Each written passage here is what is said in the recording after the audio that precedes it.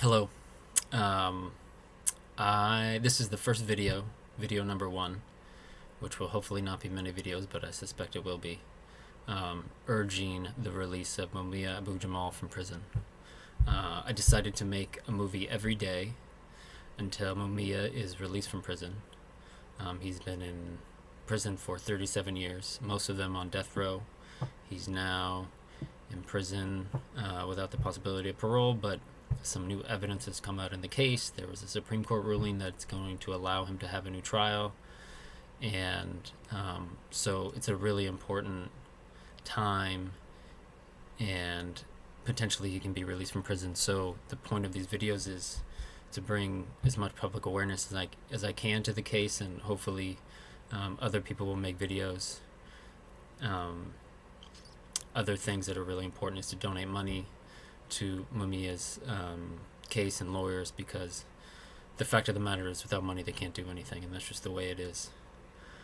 So this is video one, and throughout these videos I'm going to read some of Mumia's writings and maybe talk about some of the updates within his trial. And so the first book I'm going to go through is called Writing on the Wall. It's published by City Lights Press in San Francisco. I think it was published in 2014. And I'm going to read the very first entry called Christmas in a Cage. I'm pretty sure it was the first thing he has written. He was in prison in 81, and this was written in January 1982. Shortly before 6 a.m., the speaker in this tiny, barren cell blares a message said to be from Prison Superintendent David Owens. Merry Christmas to all inmates of the Philadelphia prison system. It is our hope that this will be the last holiday season you spend with us. A guard reads Owen's name, and the speaker falls silent for half an hour. I wonder at the words, and ponder my first Christmas in the hospital wing of the detention center.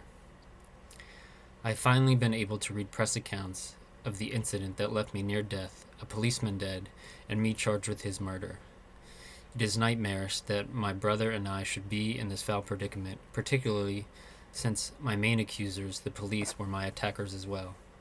My true crime seems to have been my survival of their assaults, for we were the victims that night.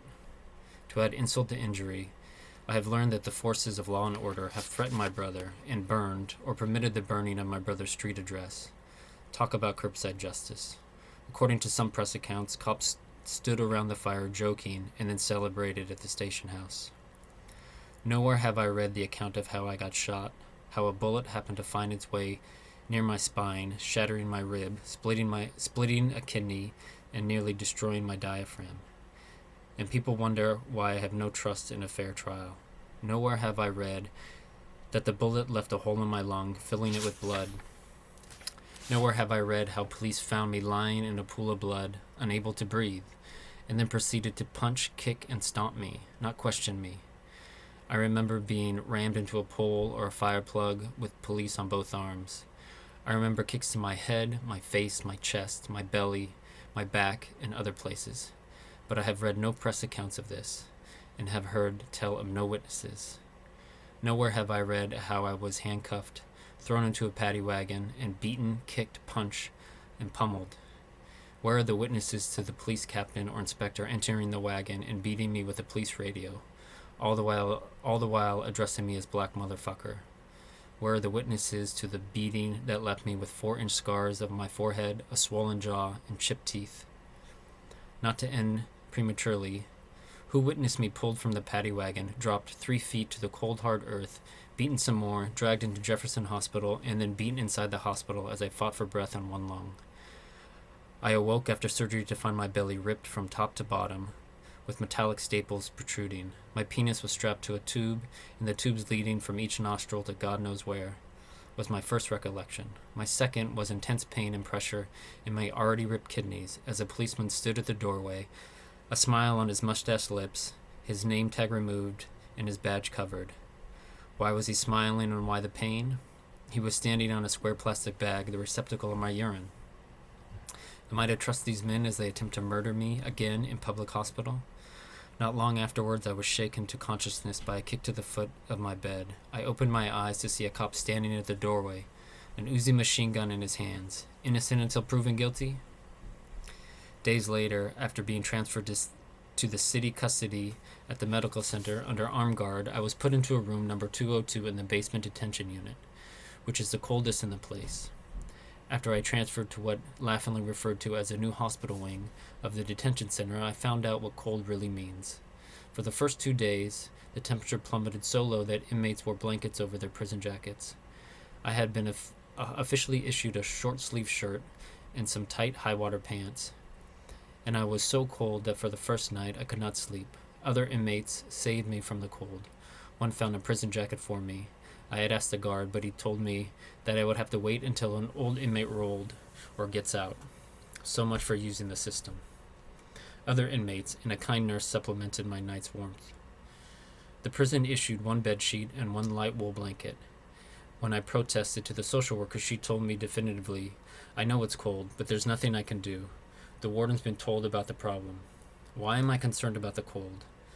Because the doctor who treated me at Jefferson's Hospital explained that the only real threat to my health was pneumonia because of my punctured lung.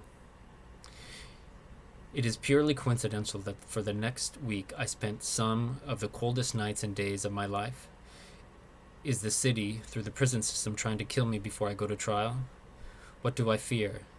I told all this to my prison social worker, Miss Barbara Wilbaum, and she pooh-poohed this suggestion.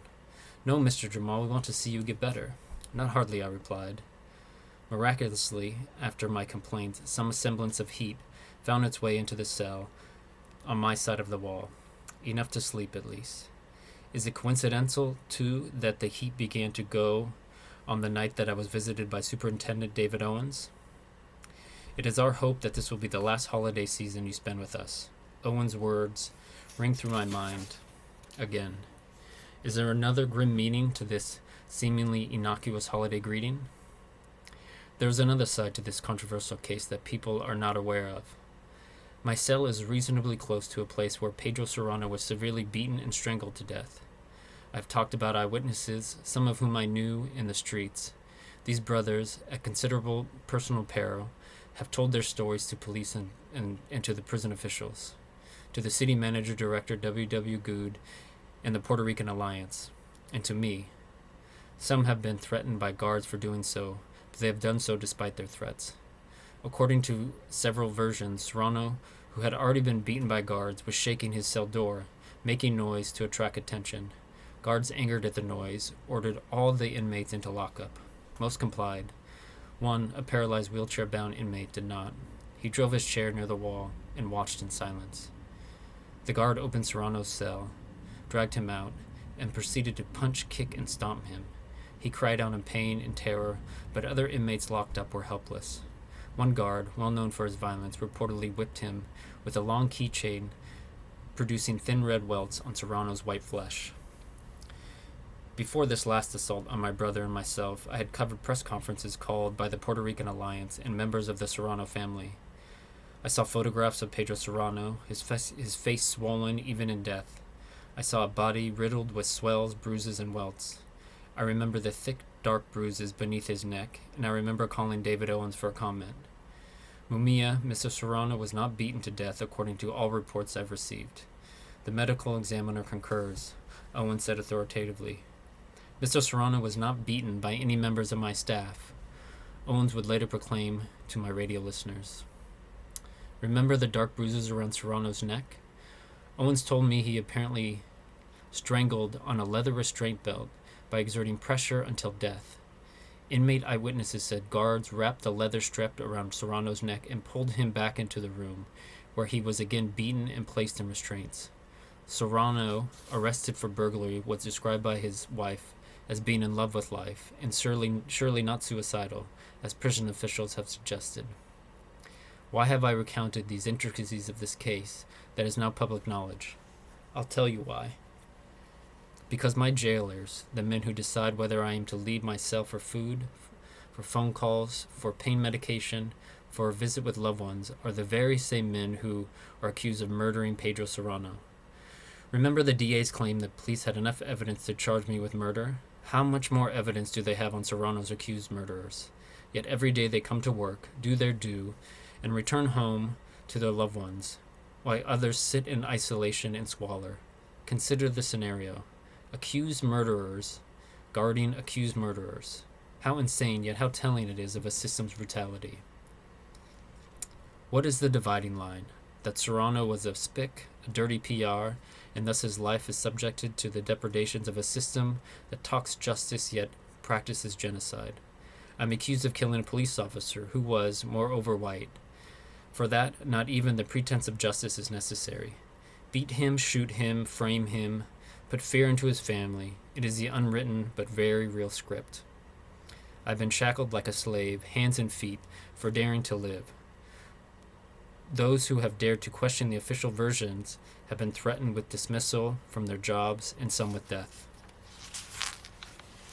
Why do they fear one man so much? Not because they loved his alleged victim, but because they fear any questioning of their role as an accuser or occasionally executioner. Who polices the police? The DA is well known as a character whose only interest in higher public office, officially, he would oppose a special prosecutor, for he wants his office to have the glory of hanging murder on the radical reporter.